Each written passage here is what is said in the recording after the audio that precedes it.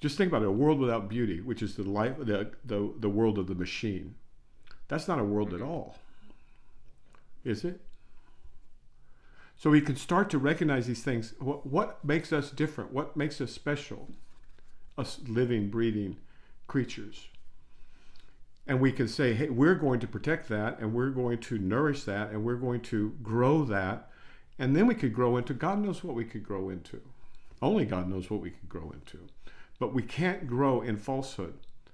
We can't grow in lies and deception. Those are dead ends. That's why smart people don't use those techniques, and because sooner or later the whole thing comes crashing down.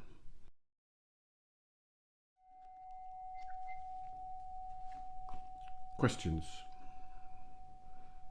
What have you learned? One thing I was focused on this week is we had talked about it last week, how I had this thing where first thing in the morning I grab my phone and I start looking at the news and stuff. Bad habit. It's really nasty. It's really nasty out there. I mean, it seems like it's collapsing. But go ahead. Yeah, so I was focused on trying to change that habit this week, and it went well. Oh, good. Yeah. So you learned that maybe getting up in the morning and pasting that screen to your face is not good for your health. It's very bad for your mental health.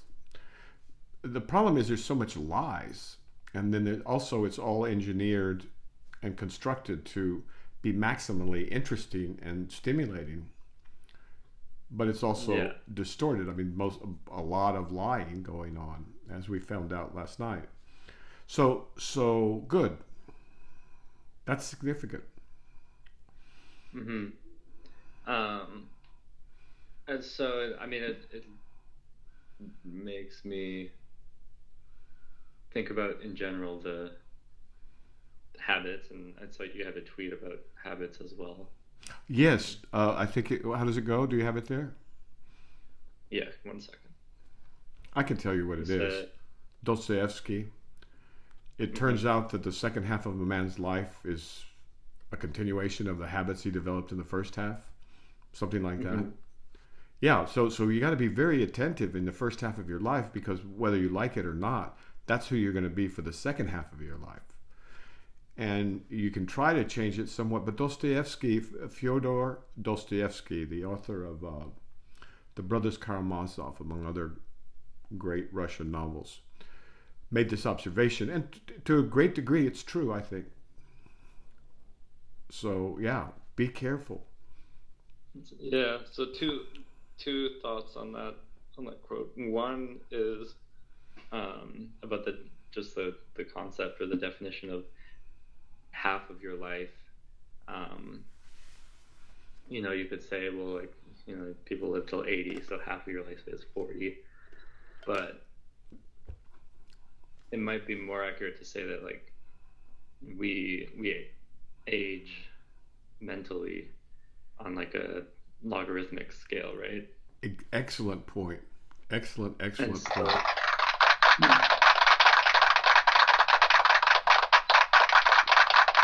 Tell me more about that. So the midpoint of your life is actually closer to the beginning than to the end, because. So where would you put it? Let's say someone lives to, let's make it 100. Where would be the midpoint? So it depends. I mean, but you can, just for fun, you can take a log scale. You're the brainiac. We want you to do it for us. Yeah, so it depends what base you take. But if you take base 2, the midpoint is like, well, base 2 would be pretty aggressive. The midpoint would be like around 8. Well, I don't think that's going to work, because you don't start your basically, it's not that your brain is growing. I mean, okay, neurobiologically speaking, although there's plasticity, although there's quite a bit of learning that can continue into your old age, and you should do it. We're talking about two different things. One is the development of the architecture and the myelinization of the nerves and the maturity of the system. And that occurs around 18, right? And then I remember in med school, they would say that, after 18, you start seeing atherosclerosis, you start seeing aging, you start seeing the progressive toll. But up until that age, you're still growing. So we're looking at two different curves. We're looking at the curve of biological maturation, and then the curve of, chronological time and learning, But I think, when I look at my friends who are like health nuts early on, into their 30s, let's say, they're still health nuts. Or people who are really preoccupied with food, they're still preoccupied with food. Now, there are some exceptions, or people who are really hate academics or hate to read. They don't read it. And then people who love to read, they still read or listen to books or something. So or smokers. It's something worth thinking about. But so the logarithm thing didn't work out? Not quite, but... Okay, it didn't work out, but we tried. It's something.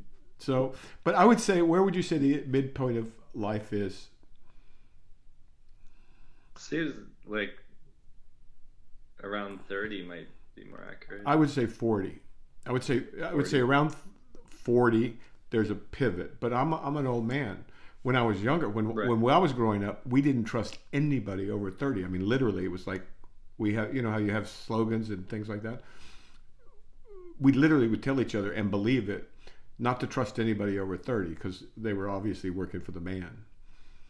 Right? So it's crazy. No, I'd say 40, but someone else might say 50.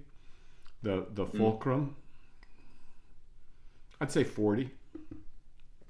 But that's not much use. You could still continue to do things, still continue to learn, still continue to develop, etc., and make up for lost time. But you have to work harder at it. Children, for example, can learn languages completely effortlessly, almost, if you set them up in the right circumstances. The brain can absorb as many. If you go to Morocco, those kids speak, a lot of different languages. If you wait, say for example, let's take Japan. If a child is not exposed to English by a certain developmental window, I think it's like 7 or 8 or 9, something like that, they're unable to enunciate the R's oftentimes. I'm not dissing anybody. I'm just saying that as a brain function. And so if you're not going to have an accent, you have to be exposed earlier, not just an English accent in Japanese, but an American accent, say in Spanish. You have to be exposed younger than, let's say, at least 9 or 8. You have to be exposed for it to be really fluid. So these are all very interesting points.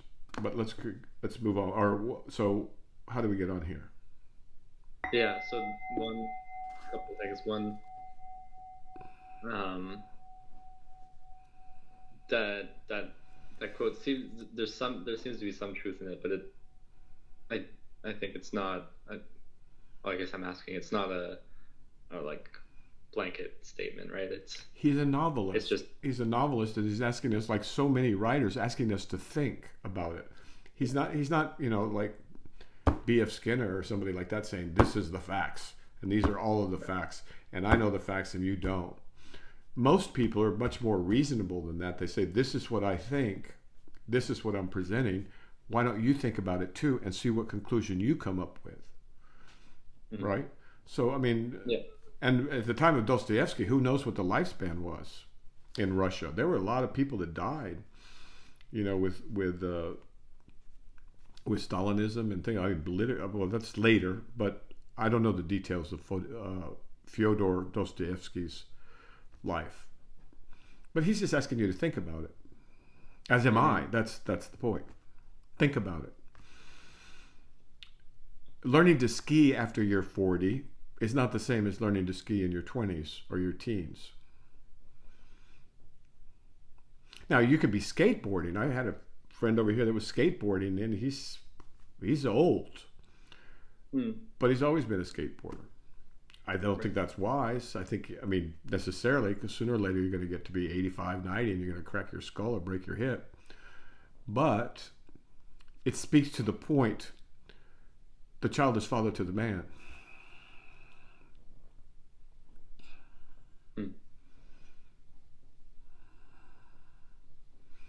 And so everything we do in the present is actually determining our future. And so you can know how good your future is going to be by how much you've put into your present. And people don't recognize this until it's too late, many times. And then they don't want to face it because they don't want to acknowledge the fact that they've wasted their lives. And it's very painful. Then they go to the therapist and ask. I told you the story about how I got into all this Dharma stuff. I was in New Hampshire at the time, and I was treating these, among others, I treated these wealthy men who were coming in their 60s, these corporate and oftentimes finance guys. They'd come in about 60, 65, or because they'd just retired or whatever. They'd gotten their golden watch, but they were deeply, deeply unhappy and unfulfilled. And it dawned on me one session, and then another, and then another. These men were asking me to change their lives. I mean, change a life they'd already lived. You can't do that. You don't get to go back and say, "Oh, well, I wish I had done this or that earlier." You don't get to do that. And so that's why it's important to cultivate wisdom or insight or just anything while you're young, because later it will be too late, clearly.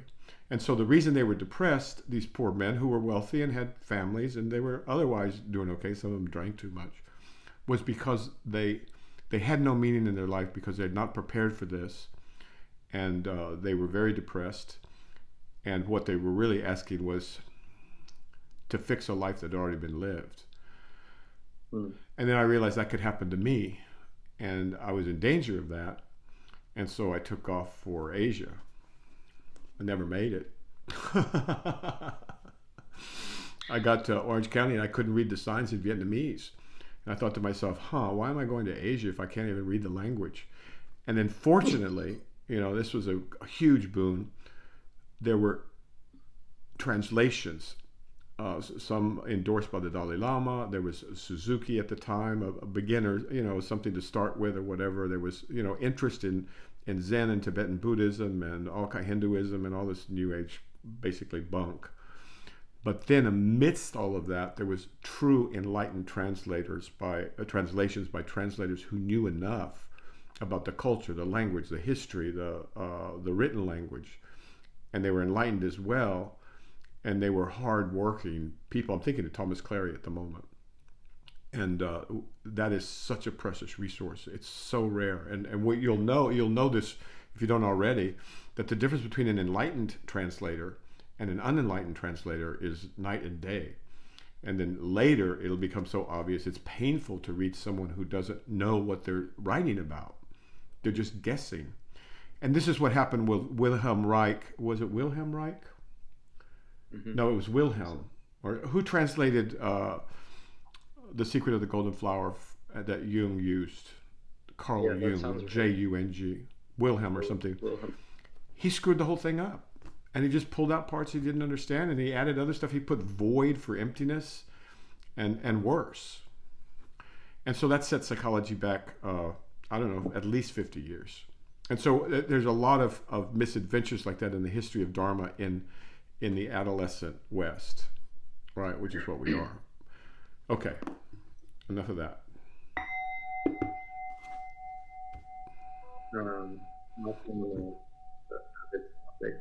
So,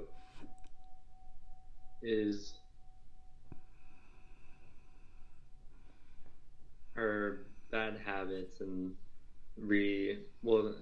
I'm also thinking about, like reprogramming the mind, which is in a deliberate way to, be more sane, like not going on social media as much. Well, I don't know if that's reprogramming. That's just taking care of it. It's not beating it with a stick the first thing in the morning. Right. And then if you're aware, self-aware, you know that. Could you move over just a bit? You're sliding over. There we go. So I can see you. So you're aware that although there's these little impulses that, like, wow, that's so interesting, or wow, look at that creature, or wow, look at that cute dog, or whatever, look at that whatever, depending on what your feed is, at the end of however much, you know how time just flies by when you're doing that? Because your brain's completely occupied. It's really good at grabbing your attention. That's, you know this. Yeah. So, but you have enough insight to think, well, how did I feel before I did this? How did I feel as I was doing this? How did I feel after I was doing this? And then you can look back at a week, although it's not necessary, and say, well, how was that week that I spent on social media, or just on video games, or just on anime? And just ask yourself the question honestly, right? And so I don't see that as, what did you say it was? Reprogramming, or that's just like taking care. Like if you're going to grow a plant and you see that certain things harm it, you avoid those things. And this stuff is quite pernicious unless you moderate it and use it use it smart. I'm not saying don't use it. I think in the modern world you do have to know what's going on, and you can't trust the major news sources, obviously. So where are you going to get your news? And you do need I don't know. There's another route where you just say, screw this whole thing. I'm just going to be here with the trees, the flowers, the clouds, and the birds. Now that's sanity. So that's a choice that many people are in a position to make. That's a choice that many people can do. And they'll, if they're sane, nature doesn't lie. God doesn't lie to us. The truth is the truth, and it's nature's, and it doesn't manipulate us. I mean, it'll kill us dead. It'll do all kinds of other stuff, but it doesn't lie or manipulate. So nature, I think, is by far, I think the Taoists really understood the workings of nature, and from that they created the way of harmony and balance. And our nature is not one of conflict. It's not one of like obsessiveness. It's really one of love and a certain gentleness and a peace. So if you can manage that, do it. But so many of the people I see are like, they're stuck in the middle of these cities, like a tree. When I see a tree in a parking lot, you don't know. Well, yeah, you live far enough west to where you know that they plant trees in the middle of a parking lot. Poor creature, it's just surrounded by asphalt. You can see them; they're so sad. It's sad. It makes me sad to see that. Sad with them. I mean, who would do that to a tree? So don't do that to yourself, is what I'm saying. Don't treat yourself the way you would a tree by putting it in a parking lot surrounded by things that are unnatural and actually harmful. The reflected sun and all that. On the other hand, we need trees, and we need as much trees as possible in cities and in parking lots. So, but maybe we could put a bunch together so they can keep each other company. I'm sorry, I'm getting way off. Where are we? 1 second. My brothers, the trees.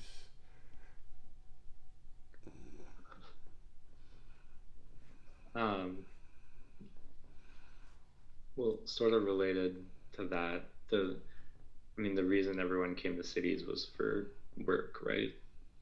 If I understand. The Industrial Revolution. Right. And so And then they stopped seems... reproducing because the thing was so toxic. I mean, literally, we have a worldwide population crisis. People are not reproducing. We're going to end up, like in South Korea, they're going to end up soon with a bunch of old people. Like Leon says, we're not going to end the world with a bang. We're going to end it in adult diapers with no young people, right? Everybody's aging and nobody's having kids. We're not at the reproduction rate. So that means that we used to have these things called population pyramids. Mm-hmm. And here you have the young people, then you have the middle-aged people, and then you have the old people. Mm-hmm. Now we have an inverted pyramid. You got the old people up here, you've got the middle-aged people here, and you got no kids. So it's an inverted pyramid. What that is basically collectivism with adult diapers. I mean, I shouldn't have said collectivism, but it basically creates a bad situation. But not to fear, because the robots are here, and maybe they will help. They will help, probably, if we can do it in time. Right. But what I'm trying to point to is the pathology of our contemporary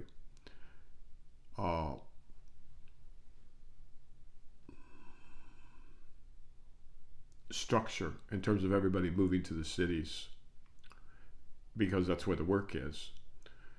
Mm-hmm. And then if you put enough rats in one cage, they stop reproducing. Mm. And so we're mammals too, right? And so you don't need to blame plastics, although you could. You don't need to blame the low testosterone, though you could. You don't need to blame the economy, which you can, and you know, etc. Just mm-hmm. the overcrowding in the cities will decrease the population in many mammals. Mm. So then the answer there is to move out of the cities. If you can, sure. I mean, it's very hard to envision what the solution is going to be for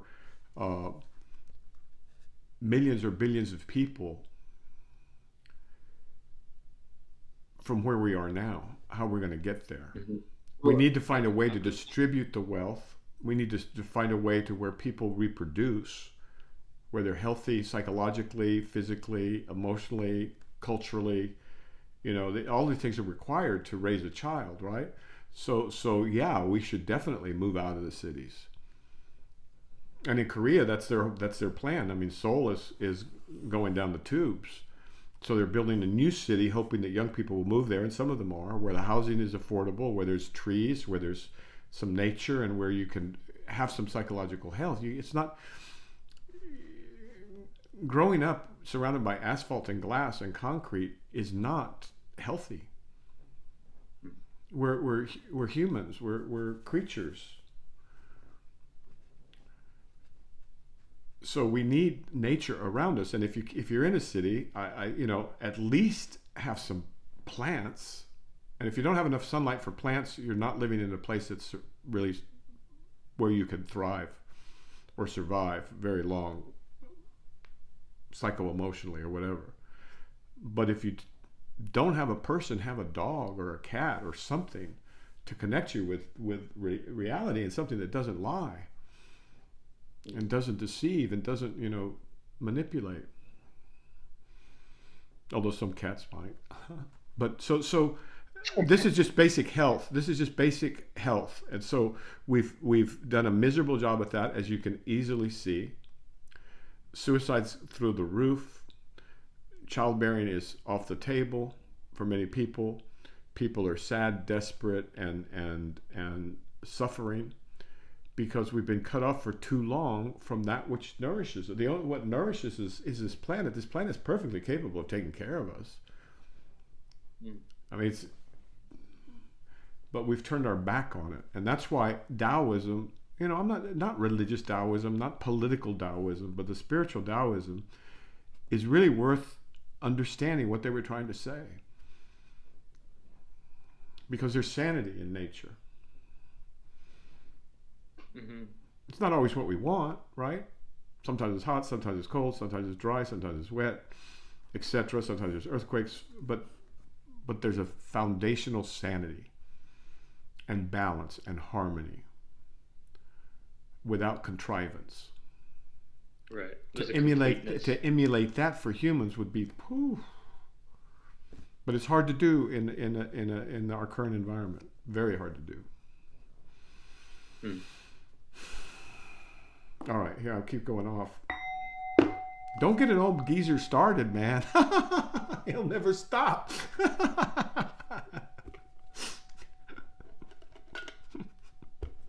Well, one last thing on that. What's stopping?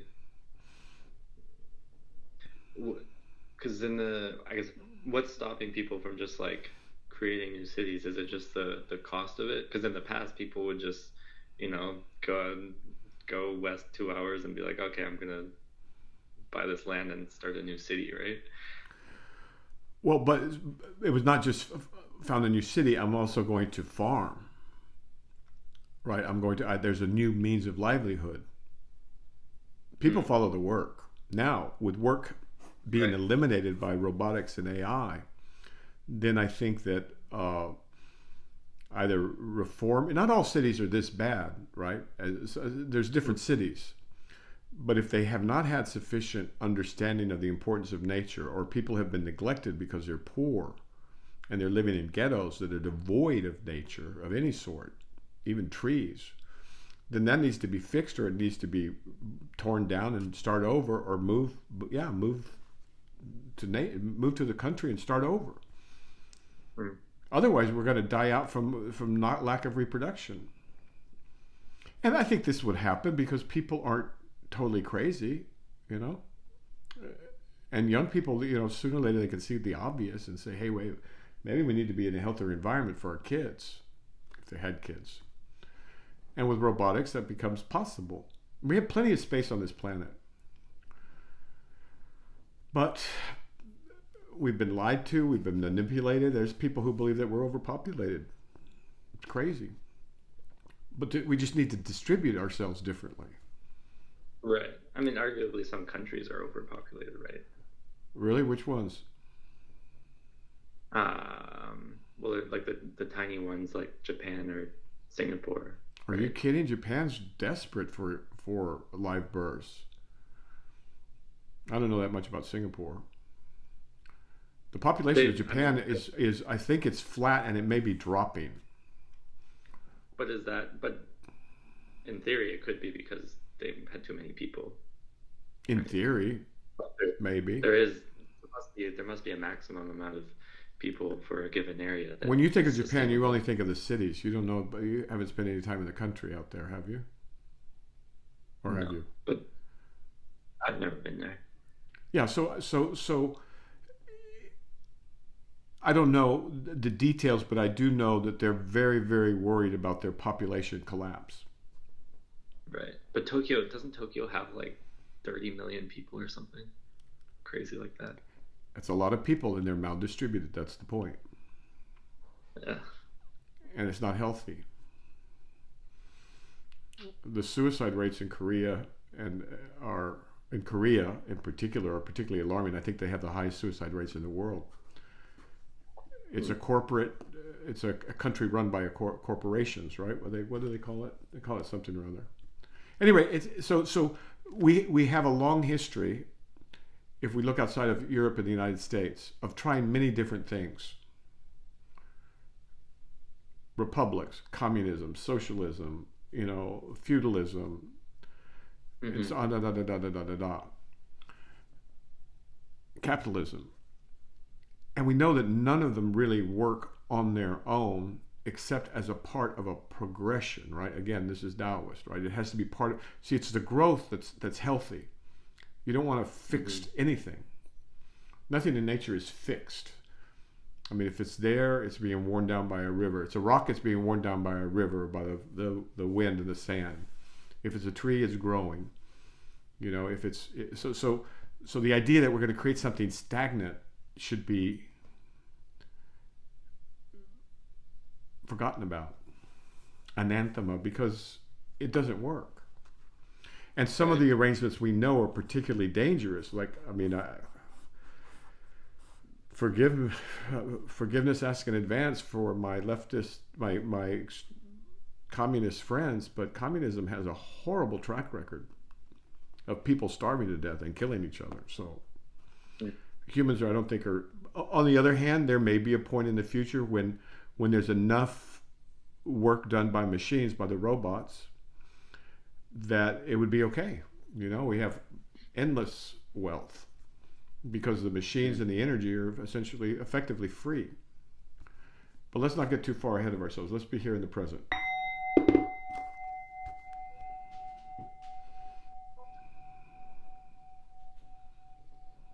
So how do we make sure we're not enslaved by the AIs? That's a big question.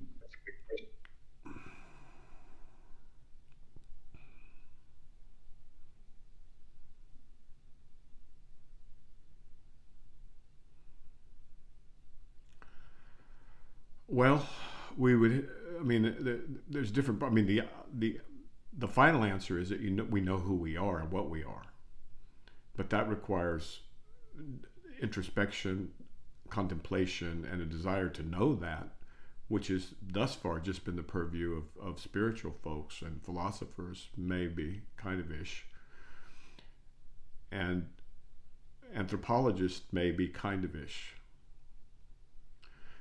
So that part is fairly obvious. The question is, how do we get there? And one way is to understand what differentiates us from machines, and to understand that what our brains are capable of doing, as wonderful it is, well, as wonderful it is, what we can do with this cerebral cortex here, this guy right here, our thinking and calculating, also the occipital cortex, is thinking, calculating, memorizing, manipulating symbols, etc., language, that these things are easily done by machines. But a machine alone will never feel love or taste cinnamon or appreciate nature.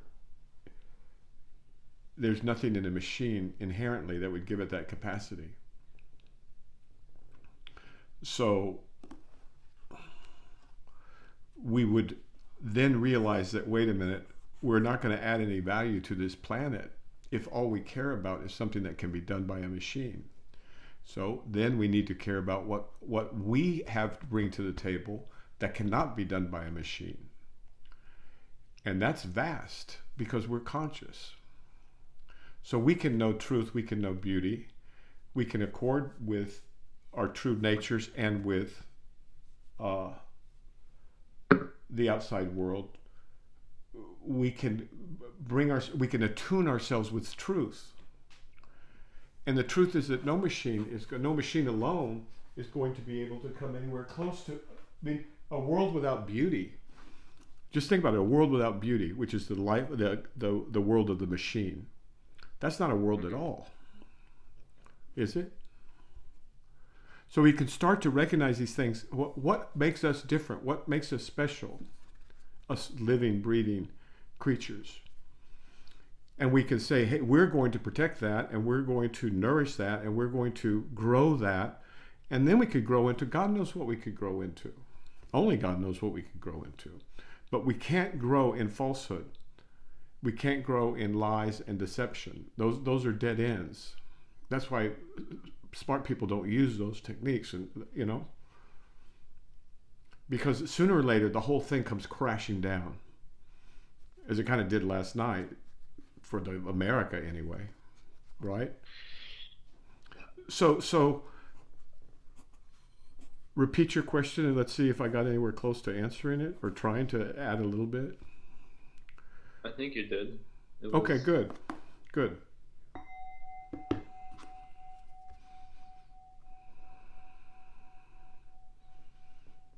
Our only hope is in truth and understanding.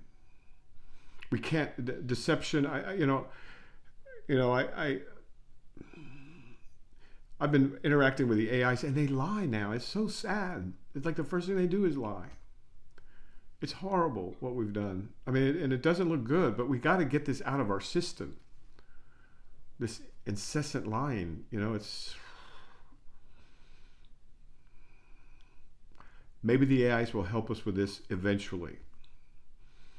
Maybe when they're able to do everything we can do better, maybe except for what is essentially human, or essentially biological, I should say. Although there's human specialties as well, then we finally value that which is truly precious. That's my hope. And I think we can all pull together to do that. We just need to be conscious of that the whole time. Does this serve truth or does it serve falsehood? Is this imbued with the truth, the love, the beauty that nature teaches us is the way? Or is it just some product of the mind that somebody thought up, to make a few extra bucks, or to get promoted, or to, get some attention on social media, or just because they could, or because they like to make machines or something? You get my drift? We need some depth, and dare I say it, wisdom, It's frustrating because it seems like there's just so much of that, where it's people just doing things to make money or to... Well, that's our system. I mean, that's capitalism, but now we've reached the end of capitalism. The question is, how are we going to transition? We can do it the hard way, or we can do it the better way. But we've got to transition. There's no question about that. Yeah. But it was hard to transition to industry from the farm, or to transition from horses to cars, sort of ish. Right. But a lot of people suffered and gnashed their teeth and, did all kinds of horrible things. Went into their home, went into their little hovel and drank themselves to death because these cars are ruining everything. I mean, imagine if you built saddles for a living. Yeah. Or you built bridles, or you were the guy who put the shoes on the horse's hooves. This was the end of the world. Yeah. So we also should not ignore history. We should study history and not act as if our country's 20 years old. Now I'm speaking as an American. I mean, we're juvenile enough as it is. So let's go to something you're going to get me going, man. And ultimately, it doesn't really finally matter in the final, because ultimately truth is all there is, and this world is a temporary abode. What did Muhammad say? He said, treat this world as I do, as a tree under whose shade I stop for a bit before I continue. I stop for a bit and then continue on my journey. This world is a temporary abode, but it'd be nice to take care of it and take care of ourselves while we're here, no? Okay, sir.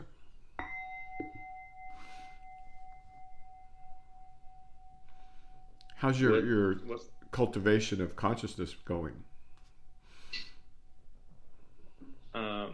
It's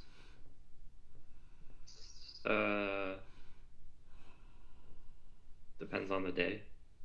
Fair, but is there a thread that goes through the days? Yeah. Good. Any questions about that?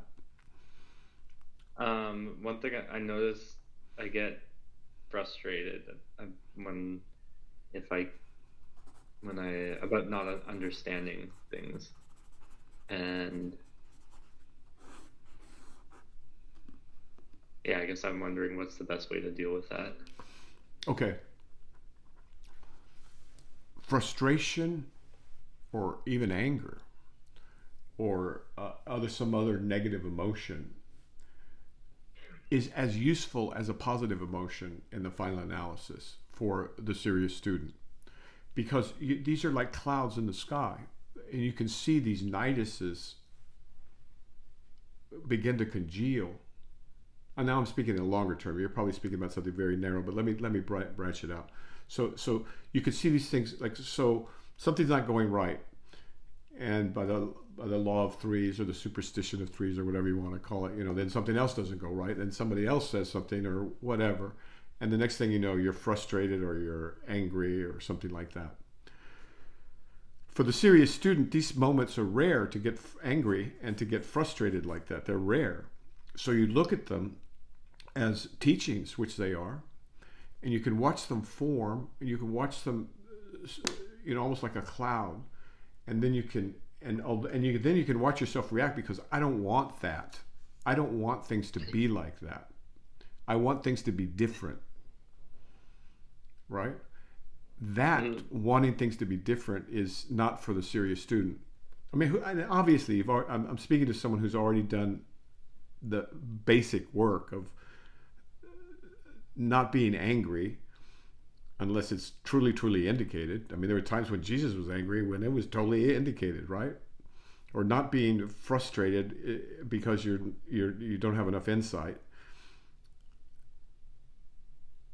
And so, taking all of that for granted, that these sensations are rare, and because you've mastered enough of yourself and your life, etc., to be asking this question, then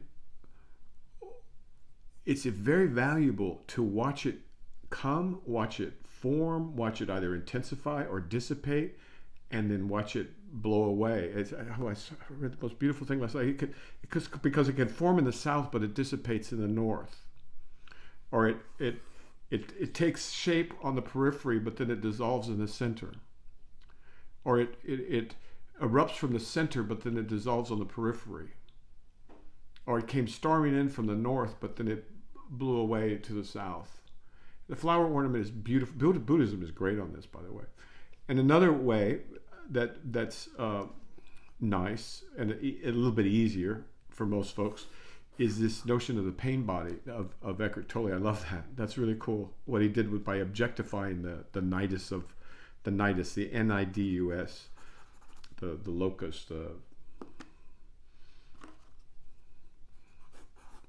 Could you look up nidus so people? When I try and translate it, I'm scared. I think of clouds or the center.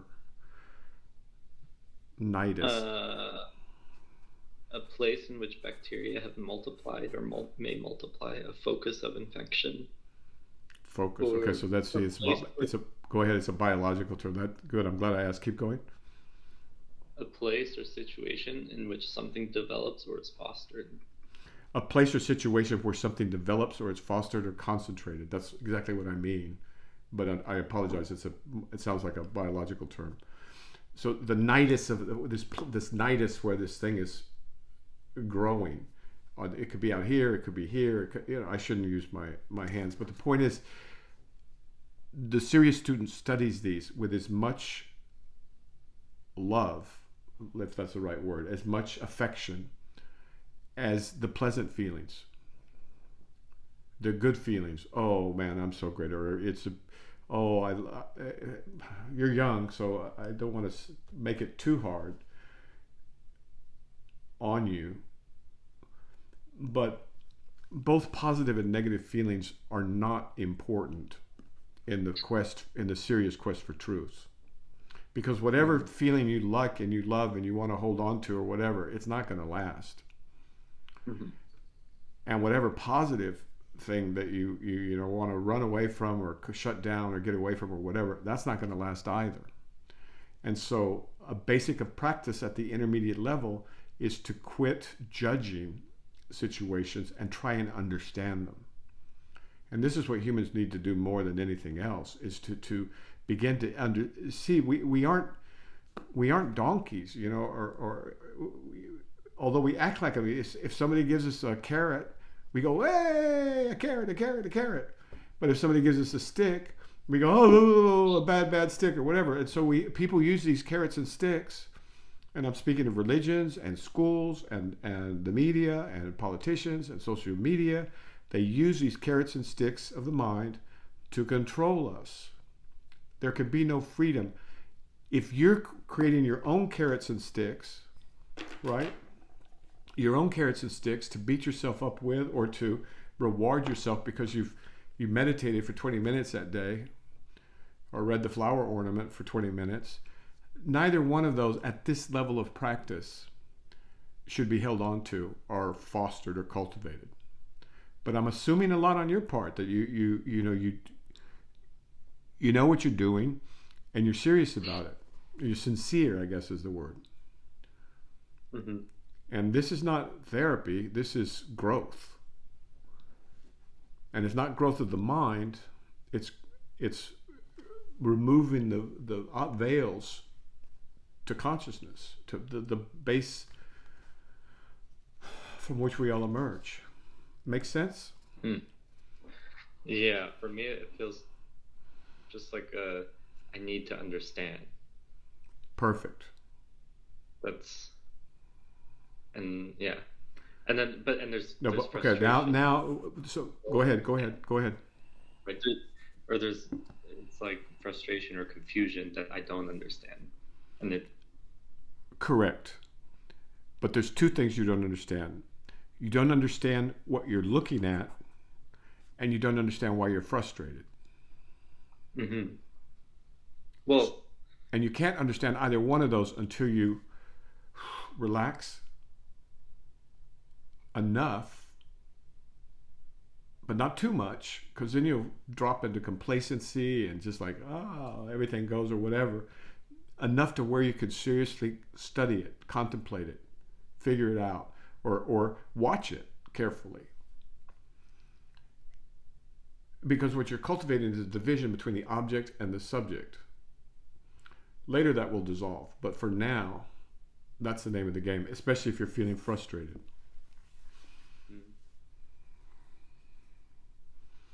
It's not easy. It's not easy. This work is not easy. What do you mean I'm cultivating that division between subject and object? Well, if there's, you said you were doing something or reading something and you got frustrated. You're by so speaking, you're cultivating the division between you, the observer, and frustration, the object. In reality, as Krishnamurti points out over and over and over and over, it's all one thing. Not just Krishnamurti, the Zen, the Buddhist, everybody. That's the next stage, right? Especially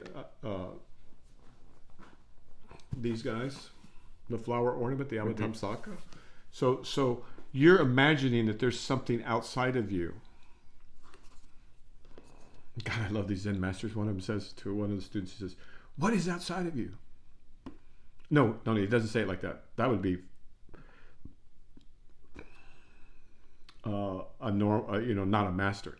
He said, "What is it that's not you?" But he says it in a way that the student's forced to think of, okay, I've got to think of something that's not me.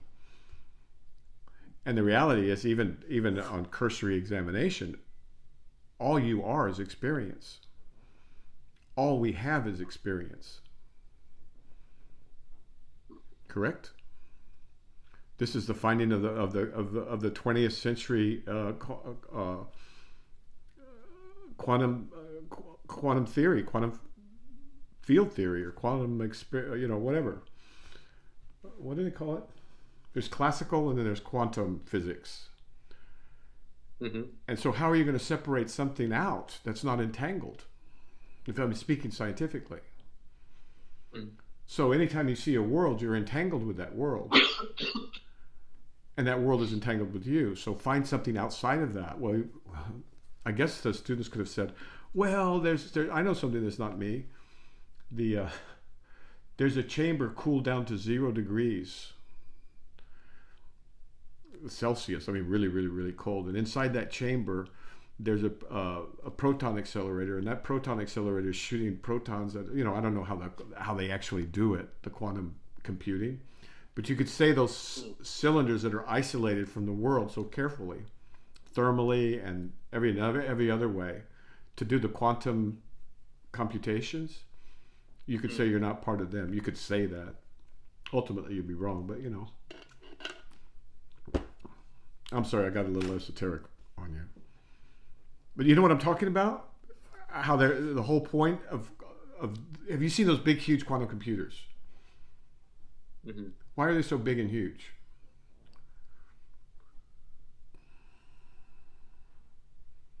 I'm not 100% sure, but Okay, because they're trying to isolate the system from the rest of the world.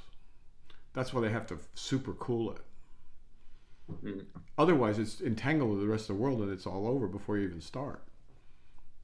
But that's, okay. Sorry.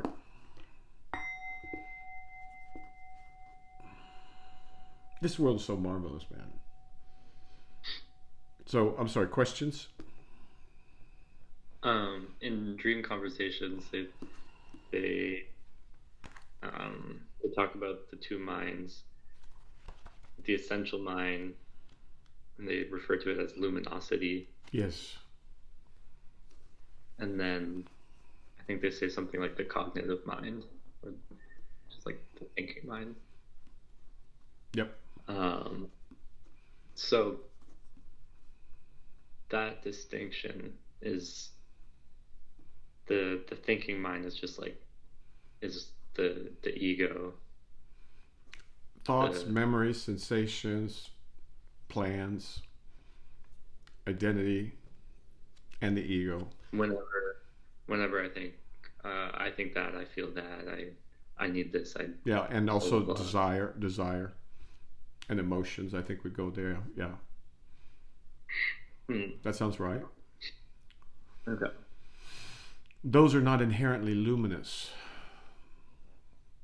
whereas God is inherently luminous. He's light, love, beauty, truth, radiating. But they come from that. What? They come. I mean, they're made of luminosity, right? Thoughts, feelings, desires, memories, sensations. I'd call those dark caves and a dark forest. Well, I mean, to say they come from that, I mean, they go through a lot of like processing to get to be that crude and that dark and that concrete. I'm speaking provisionally, but I mean, so what's the question again? Well, I'm just trying to clarify my understanding. All right, so good. Tell me the page or the paragraph or whatever. What is it? Well, it brings me to page 75. Okay, sir.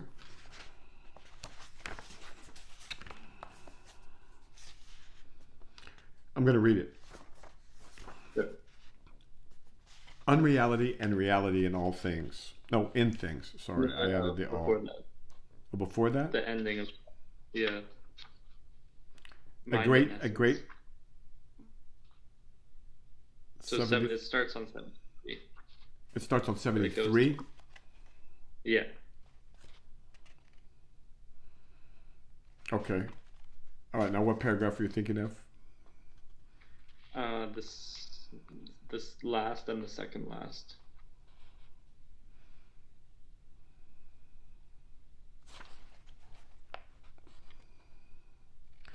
Let me read some of it anyway. Once someone asked a great Zen master of China about the distinction between mind and essence. The master said, when it's cold, water freezes into ice. When it's warm, ice melts into water.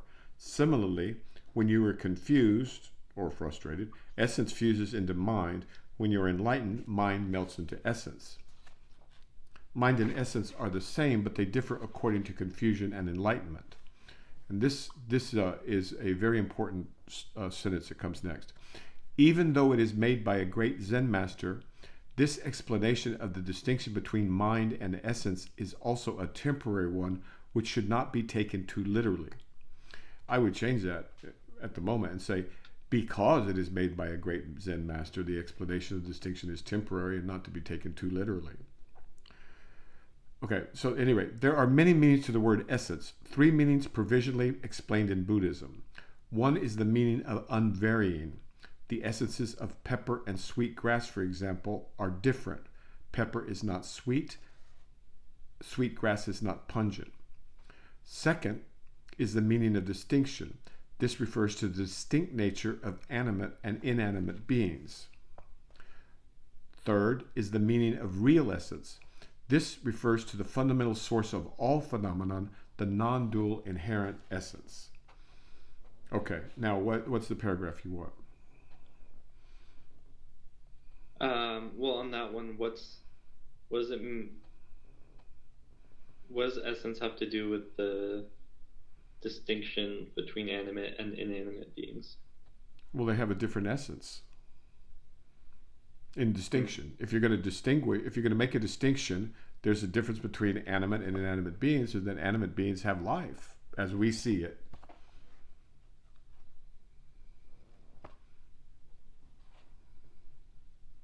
Right?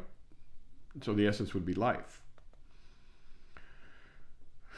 But then it says the essence is the source of all phenomena. Well, yeah.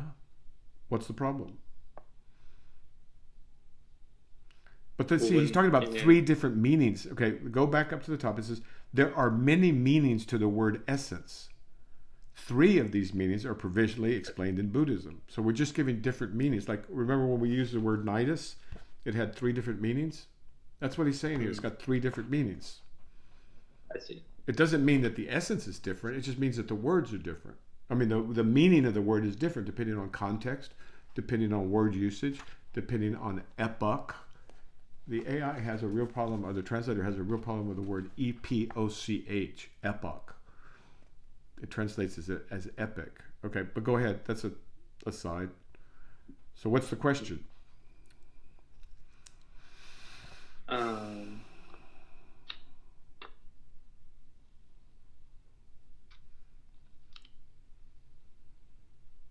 then it says, even though we say see essence, that does not mean it is to be seen with the eyes. Correct. Neither is it to be understood by mind and consciousness. Okay, even though we say, okay.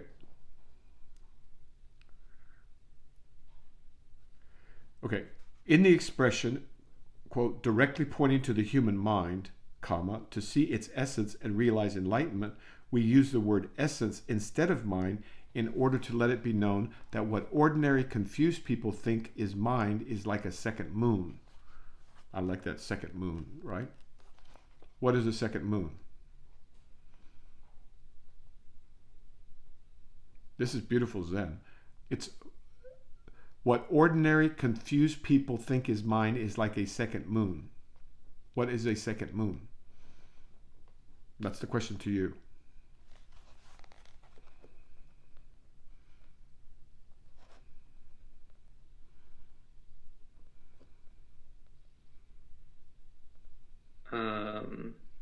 In this context, be like a duplicate image of the moon or something.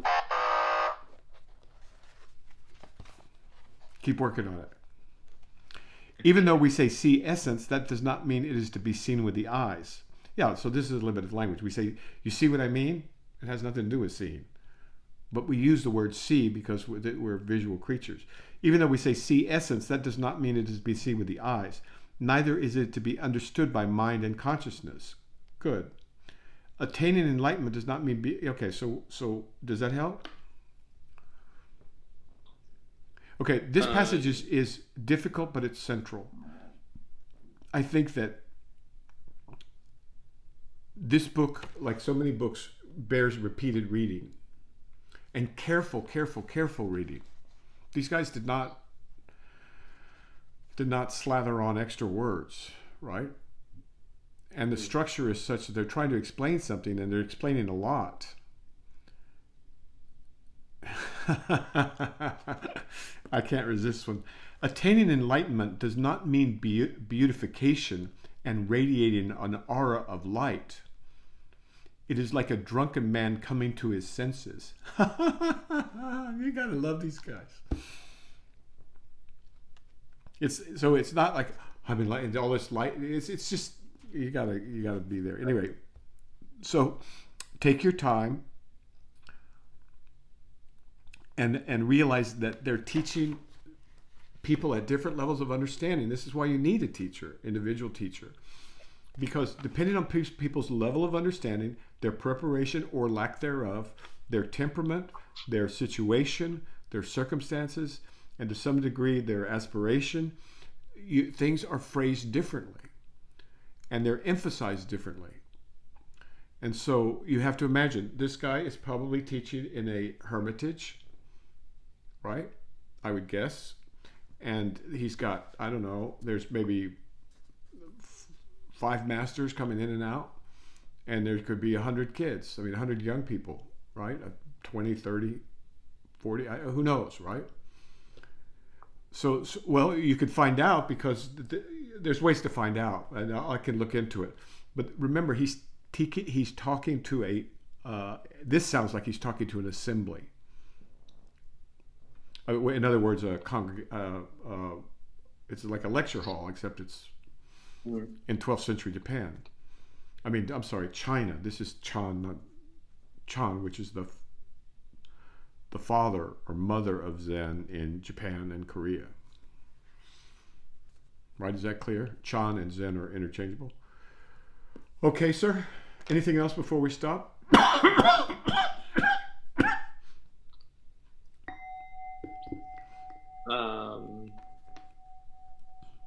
It requires careful reading. Now, the Avatamsaka, the flower ornament, you can just chant this thing. Right. And it doesn't require a lot. You don't have to do much thinking. It rewires your consciousness or your mind for you. Mm. And I got a request. I was so delighted. Somebody wanted more about the flower ornament on YouTube, and I was thinking, oh wow, good. That means we're maybe getting somewhere. We must not lose these texts, and we're in danger of losing them, like we've lost so much in the past. Okay, what was the last question? I was on practical matters. I'm going to be traveling. Okay, let's DM me that stuff, okay? Sounds good. The world doesn't need to know all that. Take good care. Thank you. All right. Bye.